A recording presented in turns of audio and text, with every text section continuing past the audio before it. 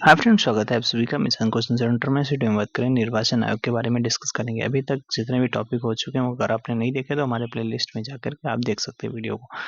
तो निर्वाचन आयोग, अगर चैनल पे पहली बार आए दोस्तों सब्सक्राइब वगैरह कर लेना, आपको वीडियो मिलते रहेंगे। चलिए देख लेते हैं। पूछा गया है कौन सी संवैधानिक संस्था है, तो आपका इसमें से देख लेते हैं संवैधानिक संस्था कौन सी है। तो आपका भारत का निर्वाचन आयोग, जो सी वाला उत्तर है एकदम सही हो जाता है। ठीक है, चलिए आगे बात करते हैं। निर्वाचन आयोग एक स्थायी व स्वतंत्र निकाय है। इसका गठन भारत के संविधान द्वारा देश में स्वतंत्र एवं निष्पक्ष चुनाव संपन्न कराने के उद्देश्य से किया गया था। संविधान के अनुच्छेद 324 के अनुसार संसद, राज्य विधानमंडल, राष्ट्रपति व उपराष्ट्रपति के पदों के निर्वाचन के लिए संचालन, निर्देशन व नियंत्रण की जिम्मेदारी चुनाव आयोग की है। अतः चुनाव आयोग एक अखिल भारतीय संस्था है। ठीक है, जिस उल्लेखनीय है कि राज्यों में होने वाले पंचायत व निगम चुनाव से चुनाव आयोग का कोई संबंध नहीं है। इसके लिए भारत के संविधान में राज्य निर्वाचन आयोग की व्यवस्था की गई है। ओके, चलिए अगला सवाल बात कर लेते हैं।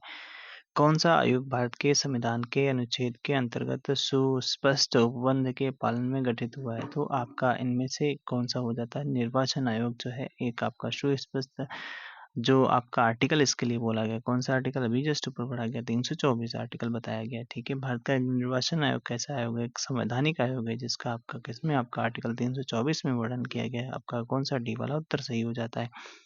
निर्वाचन आयोग निम्नलिखित में से किसके अधीन आता है? अरे भैया, किसी के अधीन नहीं आएगा, ये कैसा है? स्वतंत्र निकाय है। ठीक है, स्वतंत्र संस्था है। ठीक है, तो ये आपका क्या हो जाएगा? डी वाला उत्तर सही हो जाता है। अगले सवाल पे चलते हैं। अगला सवाल यहाँ पर आपसे जो पूछा गया है, तो देख लेते हैं पूछा गया क्या। भारत के संदर्भ में निम्नलिखित कथनों पर विचार कीजिए। मुख्य चुनाव आयुक्त और अन्य चुनाव आयुक्त को समान अधिकार प्राप्त हैं, परंतु मिलने वाले वेतन में असमानता। गलत है। ठीक है, पहला वाला तो गलत है। मुख्य चुनाव आयुक्त वही वेतन पाने का हकदार है जितना उच्चतम न्यायालय के न्यायाधीश को दिया जाता है। बिल्कुल सही है। ठीक है, तीसरा पॉइंट कह रहा है कि मुख्य चुनाव आयुक्त को उच्चतम न्यायालय के किसी न्यायाधीश को हटाने के तरीके और कारणों के अतिरिक्त किसी कारण से उसके पद से नहीं हटाया जा सकता है। तो ये भी आपका सही है। चुनाव आयुक्त का कार्यकाल उसके पदभार संभालने की तारीख से 5 वर्ष, या आपका ये तो गलत हो गया, 6 वर्ष हो 65 वर्ष होता है, तो ये भी गलत हो गया। 2 और 3 वाला सही है। चलिए देख लेते हैं आगे। आर्टिकल 324 के 2 के अनुसार भारत के निर्वाचन आयोग में एक मुख्य निर्वाचन आयुक्त तथा अन्य अन्य आयुक्त जिनकी संख्या राष्ट्रपति समय समय पर तय नियत करें बनेगा। ठीक है, नियत करेगा, बनाए। संख्या संविधान द्वारा तय नहीं की जाती है। ठीक है, और मुख्य निर्वाचन आयुक्त और अन्य निर्वाचन आयुक्त की नियुक्ति राष्ट्रपति करता है। अनुच्छेद 324 का 5 संसद द्वारा बनाई गई विधि के उपबंधों के अधीन रहते हुए निर्वाचक आयुक्तों तथा प्रादेशिक आयुक्तों की शर्तों तथा पदावधि ऐसी होगी जो राष्ट्रपति नियम द्वारा अवधारित करे। चुनाव आयुक्त का कार्यकाल आपका 6 वर्ष और 65 वर्ष, जो भी पहले हो जाता है, वे किसी भी समय त्यागपत्र दे सकते हैं राष्ट्रपति को। उन्हें कार्यकाल पूर्ण होने से पूर्व भी हटाया जा सकता है। मुख्य निर्वाचन आयुक्त को केवल उसी रीति से या आधारों से हटाया जा सकता है जिससे सुप्रीम कोर्ट के न्यायाधीश को। शेष आयुक्तों को राष्ट्रपति मुख्य निर्वाचक आयुक्त की सिफारिश से हटा सकते हैं। अनुच्छेद 324 के 5 के तहत बोला गया। मुख्य निर्वाचन आयुक्त व 2 निर्वाचन आयुक्तों के पास समान शक्तियां होती हैं। उनका वेतन भत्ते व दूसरे अनुलाभ समान होते हैं। अच्छा, समान होते हैं, शक्तियां भी समान होती हैं। ओके, अब बात करते हैं शक्ति एवं कार्य। संसद राज्य के विधानमंडल, राष्ट्रपति व उपराष्ट्रपति के पदों के निर्वाचन के संबंध में चुनाव आयोग की शक्ति एवं कार्यों को 3 श्रेणियों में बांटा गया: प्रशासनिक, सलाहकारी और अर्धन्यायिक। बात करते हैं यहाँ पर निर्वाचक नामावली तैयार करना तथा मतदाताओं को पंजीकरण करना, प्रत्येक वर्ष निर्वाचन की तिथि और समय सारणी का निर्धारण करना, राजनीतिक दलों को मान्यता तथा निर्वाचन चिन्ह प्रदान करना, इस संबंध में हुए विवाद के समाधान के लिए न्यायालय की तरह काम करना इसका भी काम होता है। आचार संहिता का निर्माण करना, शांतिपूर्ण एवं स्वतंत्र निष्पक्ष चुनाव सुनिश्चित कराना, ये भी काम होता है। आर्टिकल 324 के 6 के अनुसार निर्वाचन आयोग निर्वाचन कराने के लिए कर्मचारियों की आवश्यकता के बारे में राष्ट्रपति या राज्यपाल से आग्रह करता है। अच्छा, ध्यान रखना, निर्वाचन आयोग निर्वाचन कराने के लिए कर्मचारियों की आवश्यकता के बारे में राष्ट्रपति या राज्यपाल से आग्रह करता है। राष्ट्रपति या राज्यपाल कर्मचारी उपबंध कराने के लिए संवैधानिक रूप से बाध्य हैं। वर्तमान में राजीव कुमार मुख्य निर्वाचन आयुक्त हैं और यहाँ पर प्रमुख प्रथम मुख्य निर्वाचन आयुक्त जो थे सुकुमार सेन थे। पहली महिला मुख्य निर्वाचन आयुक्त आपका रमा देवी थी। भारत के मुख्य निर्वाचन आयुक्त को नियुक्त किया जाता है, राष्ट्रपति के द्वारा किया जाता है। डी, सी वाला उत्तर आपका सही हो जाता है। निम्नलिखित कथनों पर विचार कीजिए। भारत के प्रथम मुख्य निर्वाचन आयुक्त आपके सुकुमार सेन थे, एकदम सही है, ललन टॉप है। भारत की पहली महिला मुख्य निर्वाचन आयुक्त रमा देवी थी, ये भी सही है। दूसरे दोनों पॉइंट आपके सही हो जाते हैं। भारत की प्रथम महिला मुख्य निर्वाचन आयुक्त कौन थी? रमा देवी थी। आपका वीएस रमा देवी हो जाएंगी। निर्वाचन आयुक्त को हटाया जा सकता है, ठीक उसी प्रकार से हटाया जा सकता है जैसे आपको मुख्य निर्वाचन आयुक्त के परामर्श के द्वारा राष्ट्रपति द्वारा हटाया जा सकता है। ठीक है, निर्वाचन आयुक्त को हटाया जा सकता है तो आपके मुख्य निर्वाचन आयुक्त के परामर्श पर राष्ट्रपति द्वारा हटाया जा सकता है। अगला सवाल, किसी निर्वाचक आयुक्त को किसकी संस्तुति पर पद से हटाया जा सकता है? तो किसी निर्वाचन आयुक्त को तो आपका मुख्य निर्वाचन आयुक्त की संस्तुति पर हटाया जा सकता है। तो कौन सा? दूसरा वाला उत्तर आपका सही हो जाता है। भारत के मुख्य निर्वाचन आयुक्त को पदमुक्त किया जा सकता है। तो भारत के मुख्य निर्वाचन आयुक्त को पदमुक्त किया जा सकता है। तो ठीक उसी प्रकार से उच्चतम न्यायालय के न्यायाधीश को पदमुक्त करने की प्रक्रिया द्वारा हटाया जा सकता है। भारत का मुख्य निर्वाचन आयुक्त कितनी अवधि के लिए पद पर होता है? तो आपका 6 वर्ष और 65 वर्ष जो भी पहले हो जाता है तो आपका सी वाला उत्तर आपका सही हो जाता है। अगला सवाल, भारत के मुख्य निर्वाचन आयुक्त की पदावधि क्या है? 6 वर्ष और 65 वर्ष होती है। तो आपका कौन सा आपका ये सी वाला उत्तर सही हो जाता है। अगले सवाल पे बात करते हैं। अगला सवाल, निम्नलिखित कथनों पर विचार करना है। चलिए विचार कर लेते हैं, कोई दिक्कत वाली बात नहीं, विचार करने में क्या जाता है। कह रहा है कि निर्वाचन आयोग के मुख्य निर्वाचन आयुक्त को उच्चतम न्यायालय के न्यायाधीश के वेतन के बराबर वेतन का संदाय किया गया। एकदम सही बात है, सही है, ललन टॉप है। दूसरा कह रहा है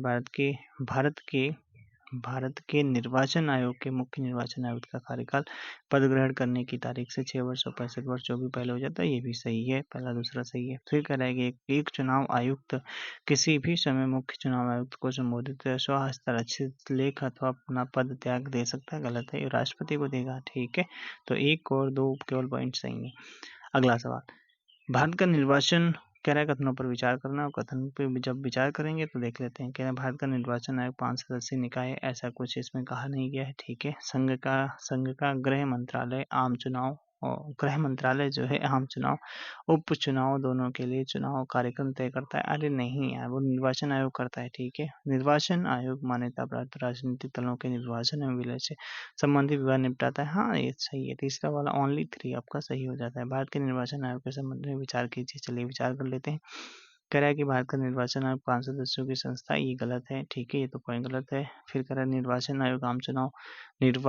आयोग जो है आम चुनाव तथा उपचुनाव के प्रवर्तन के कार्यक्रम का निर्धारण करता है, ये भी गलत है। ठीक है, फिर कह रहा है निर्वाचन आयोग मान्य राजनीतिक दलों के भाषण संबंधी विलय विवादों को सुलझाता है, ये भी आपका सही है, तो सही है। ठीक है, तीसरा वाला पॉइंट आपका सही है। इनमें से अच्छा कौन सा कह रहा था, कौन सा सही नहीं है? तो पहला वाला सही नहीं है, बाकी तो आपका ये तो सही था। ठीक है, भारत का निर्वाचन आयोग नवीन पंजीकृत दलों को चुनाव चिन्ह प्रदान करता है, ये भी सही है आपका। और चौथा सही, तीसरा सही, दूसरा भी सही है। ठीक है, निर्वाचन आयोग आम चुनाव का उपचुनाव के प्रवर्तन के कार्यक्रम का निर्धारण करता है। तो चलिए आगे बात करते हैं। अगला सवाल जो है आपका कह रहा है, क्या कह रहा है भाई? अगला सवाल, संसद तथा राज्य विधानमंडलों के स्वतंत्र तथा निष्पक्ष चुनाव कराने की शक्तियां एक स्वतंत्र इकाई था अर्थात निर्वाचन आयोग को दी गई हैं। एकदम सही है। निर्वाचन आयोग को पद से हटाने का अधिकार कार्यपालिका के पास है, गलत है। ठीक है, गलत हो जाता है, आर वाला गलत हो जाता है। तो नहीं, 1 मिनट, यहाँ पर कार्यपालिका के पास में तो है। ठीक है, तो ए वाला फॉल्स दिया गया है। संसद तथा राज्य विधानमंडलों के स्वतंत्र तथा निष्पक्ष चुनाव कराने की शक्तियां एक स्वतंत्र इकाई अर्थात निर्वाचन आयोग को दी गई हैं। राज्य विधानमंडल से अच्छा, ठीक है, फिर पूछा क्या गया कौन से आपका सही है, कौन से कथन सही है? तो A is true but R is false. हाँ, सही तो है, आर गलत है। निर्वाचन आयोग को पद से हटाने का अधिकार कार्यपालिका के पास है, ये गलत है पॉइंट, ये पॉइंट गलत हो जाता है। कैसे लिए आगे बात करते हैं। निर्वाचन आयोग के संबंध में कौन सा एक सही नहीं है? तो देख लेते हैं। यह भारत के उपराष्ट्रपति के पद के निर्वाचन कराता है, हाँ कराता है। कोई निर्वाचन आयुक्त मुख्य निर्वाचन आयुक्त की अनुशंसा के बिना अपने पद से हटाया जा सकता है, ये तो गलत हो जाता है। ठीक है, निर्वाचन आयोग भारत के राष्ट्रपति द्वारा नियुक्त किया था, ये तो सही पॉइंट है। अच्छा, डी वाला पॉइंट क्या कहता है? डी वाला कहता है किसी राज्य का राज्यपाल यदि अपेक्षित हो तो निर्वाचन आयोग को सहायक कर्मचारी वृंद स्टाफ प्रदान करने के लिए संवैधानिक रूप से बाध्य। ये तो पॉइंट सही है आपका, ये पॉइंट सही है। और जो गलत वाला पॉइंट दिया गया है, दूसरा वाला पॉइंट गलत दिया गया है। कौन सा दूसरा पॉइंट है? कह रहा है कि कोई निर्वाचन आयुक्त मुख्य निर्वाचन आयुक्त के अनुशंसा के बिना अपने पद से हटाया जा सकता है। यही तो गलत पॉइंट दिया गया। और कौन सा कह रहा था, कौन सा नेगेटिव है, यही तो गलत नेगेटिव है। ठीक है, ओके। अगले सवाल पे चलते हैं। अगले सवाल पे कह रहा है कि कौन सा नेगेटिव है। यह कह रहा है कि यह निर्वाचन आयोग का दायित्व है कि सभी अहर्य मतदाताओं के नाम मतदाता सूची में रखवाए। ये तो सही है। सूची का पुनरीक्षण सामान्यतः प्रत्येक 5 वर्ष पर होता है। ये गलत है, प्रत्येक 1 वर्ष पे होता है। ये तो भी पढ़ा गया था। ठीक है। मतदाता के लिए निर्वाचन फोटो पहचान पत्र का होना अनिवार्य है। हाँ, होना ही तो तभी तो हो सकता है। विरल स्थितियों में कुछ अपराधियों व विकृत चित्त के व्यक्तियों के मताधिकार से वंचित किया जा सकता है। हाँ, किया जा सकता है। ये वाला भी सही है। मुश्किल कथनों पर विचार करना है। चलिए विचार कर लेते हैं। ठीक है, विचार करते हैं। स्वतंत्र निष्पक्ष चुनाव का अधीक्षण, निर्देशन तथा संचालन, ये तो सही है। ठीक है। और दूसरा कह रहा है कि संसद राज्यों की विधायिकाओं, राष्ट्रपति तथा उपराष्ट्रपति के चुनाव की निर्वाचक नामावली तैयार करना। संसद जो है, क्या संसद राज्यों की विधायिकाओं तथा राष्ट्रपति उपराष्ट्रपति के चुनावों की निर्वाचक नामावली तैयार करना। चुनाव लड़ने वाले व्यक्तियों तथा राजनीतिक दलों को चुनाव चिन्ह देना तथा राजनीतिक दलों को मान्यता देना। चुनाव विवादों में अंतिम निर्णय की उद्घोषणा करना। पूछा क्या गया, भारत के चुनाव आयोग से कौन से कार्य हैं? तो 1, 2, 3 कार्य हैं। ठीक है, 1, 2, 3 कार्य हैं। स्वतंत्र निष्पक्ष चुनाव का अधीक्षण, निर्देशन, संचालन करना। संसद राज्यों की विधायिकाओं, राष्ट्रपति तथा उपराष्ट्रपति के चुनाव की निर्वाचक नामावली तैयार करना। ये भी सही है। चुनाव लड़ने वाले व्यक्तियों तथा राजनीतिक दलों को चुनाव चिन्ह देना तथा राजनीतिक दलों को मान्यता देना। ये भी सही है। अंतिम निर्णय वाला चुनाव विवादों में अंतिम निर्णय, ये तो गलत है। जो सुप्रीम कोर्ट जैसे राष्ट्रपति का आर्टिकल और उपराष्ट्रपति के चुनाव विवाद होता है तो आर्टिकल 71 बोला गया। तो 1, 2, 3 ही केवल सही है। भारत के निर्वाचन आयोग के कार्यों एवं शक्तियों के अधीन कौन सा कार्य नहीं है? ठीक है। निर्वाचक नामावली तैयारी का अधीक्षण एवं निर्देशन, नियंत्रण करना। ये तो सही है। चुनाव आयोग का, निर्वाचन आयोग का है।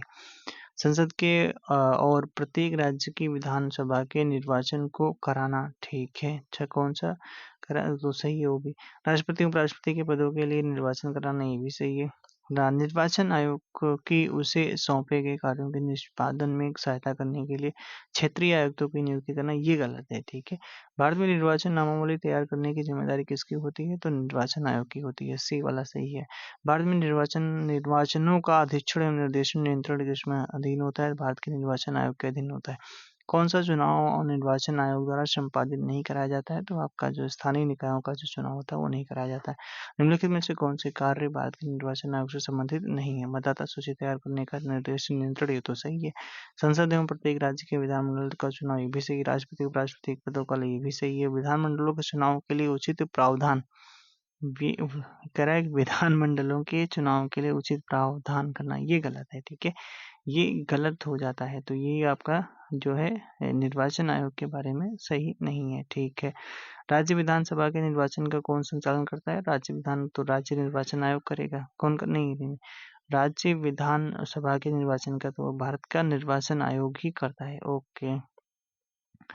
फिर कह रहा है निर्वाचन आयोग को 3 सदस्यीय आयोग किस वर्ष में बनाया गया था? 3 सदस्यीय किस वर्ष बनाया गया? तो आपका 1989 में बनाया गया। 1989 में बनाया गया। भारत के निर्वाचन आयोग में मूलतः एक मुख्य निर्वाचन आयुक्त का ही प्रावधान था, लेकिन राष्ट्रपति की एक अधिसूचना के जरिए 16 अक्टूबर 1989 को सर्वप्रथम निर्वाचन आयोग में 2 अतिरिक्त निर्वाचक आयुक्तों की नियुक्ति की गई। यह व्यवस्था 1 जनवरी 1990 तक ही चली। 1993 को पुनः 2 अतिरिक्त निर्वाचक आयुक्तों की नियुक्ति की गई। तब से निर्वाचन आयोग 3 स्तरीय है। तो आज के लिए इतना ही। इस वीडियो में इतना ही। नेक्स्ट वीडियो में बात करेंगे राष्ट्रीय अनुसूचित जाति आयोग तथा राष्ट्रीय अनुसूचित जनजाति आयोग अधिनियम के बारे में बात करेंगे। Thanks for watching. कैसा लगा वीडियो आपको बताना है आपका मुख्य निर्वाचन आयुक्त वर्तमान में कौन है और किस नंबर का है। ठीक है, कमेंट बॉक्स में जरूर बताइएगा भाई। ठीक है।